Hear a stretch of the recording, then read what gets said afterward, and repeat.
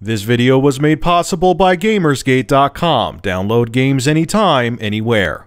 Skip it up and that up!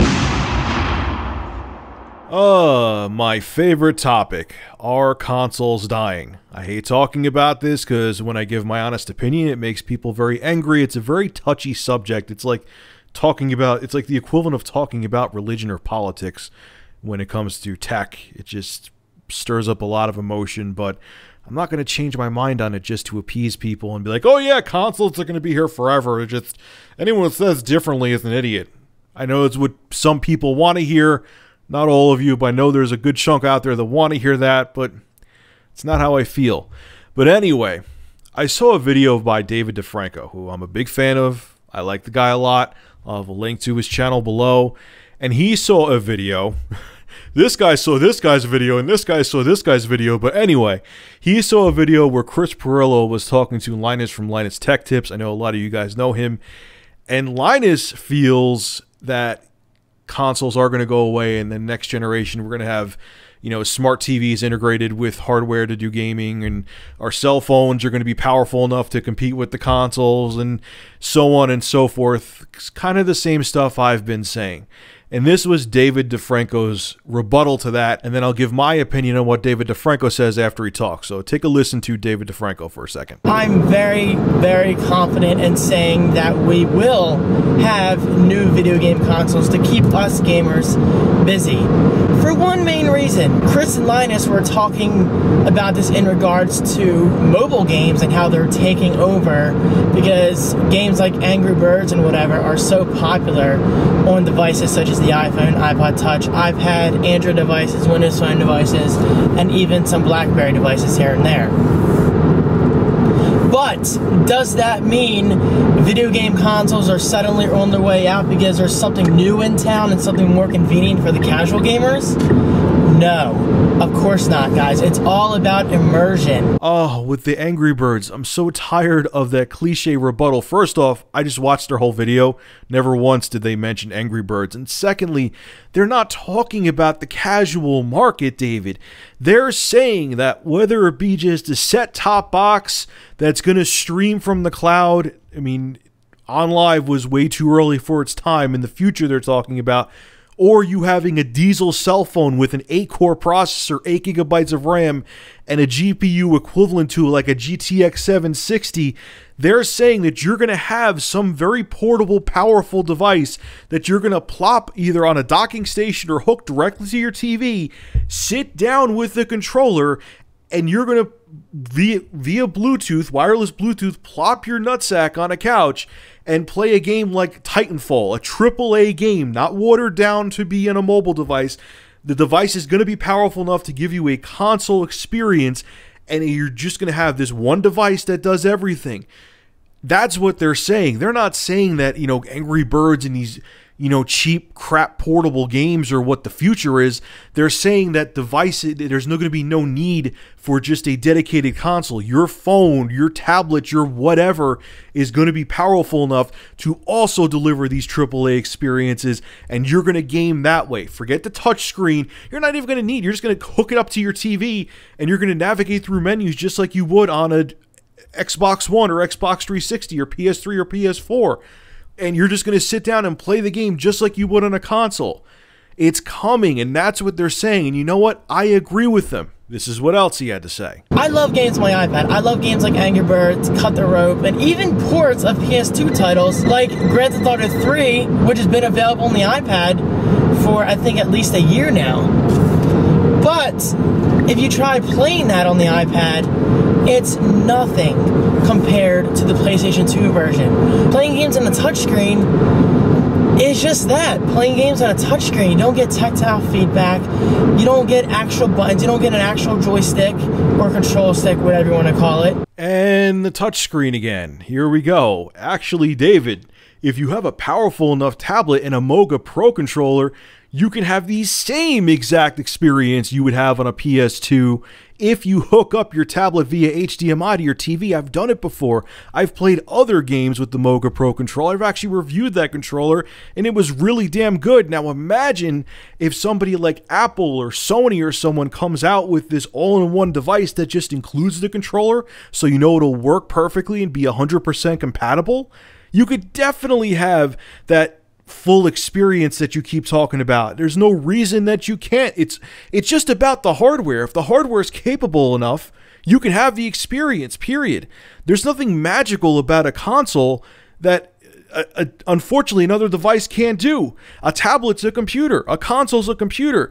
If a tablet or a smartphone has the horsepower to do it, and you could hook it up to a TV, guess what? You're going to have that experience you're talking about that you keep saying that a tablet or another smart device can't give you. Yeah, right now they can't give that exact experience, but in the future, I promise you, it's coming, man. It's right around the corner, and I'm not the only one saying this. He continues. Games like Grand Theft Auto 5, you will never, ever be able to replicate on something like an iPad. Ever. Mark my words. In 2020, view this video and tweet me if Twitter's still around. I guarantee you, you will never, ever get that kind of experience on a touchscreen. Oh, the touchscreen. Again, whatever. I've beaten that horse to death. But, David, why? Let me give you a real-world scenario, buddy, that's going to come in the future. You have an iPad that has 8 gigabytes of RAM, 512 gigabytes of storage, and a powerful GPU. Please explain to me why it couldn't run Grand Theft Auto 5. Why? Because it's a tablet? It doesn't matter what the device looks like. It matters what kind of computing power it will have. And tablets in the future and smartphones in the future will have that kind of computing power. So why, David, couldn't they play Grand Theft Auto 5? You didn't even explain your point. You were just like, oh, there's the touchscreen, so it can't. The touchscreen is a moot point. You don't even have to worry about it. You're going to have it hooked up via HDMI or some docking station to your TV, and you're going to sit down again on the couch with the controller. It's all about the computing power. If my ass cheek had an Intel Core i7 and a GTX 760, and they come out with a PC version of Grand Theft Auto 5, you could play Grand Theft Auto 5 on my ass cheek. It doesn't matter what the device looks like or what shape it is. If it has the computing power, you're going to be able to play games on it. And in the future, tablets will have that kind of horsepower. Smartphones will have that kind of horsepower. So yes, let's get on Twitter in the year 2020, and I guarantee you will be wrong, and we will see AAA games on small devices because they're going to have that horsepower. Everyone's saying it. It's inevitable. The technology in smartphones and smart devices now is like quadrupling every year. It's progressing at lightning speed. It's gonna get there.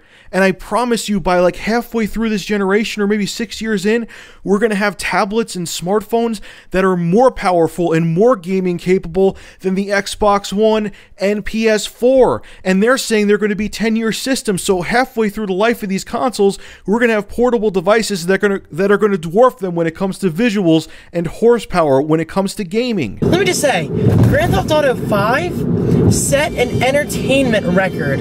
Not just a video game record. An entertainment record. They made so much freaking money. So if that says anything about the future of console gaming, well then, there you go. So if cell phones currently now, which they aren't yet, were capable of playing Grand Theft Auto 5, the same way you play on consoles, once again sitting comfortably on a couch with a controller in your hand, you're saying it wouldn't have sold on there?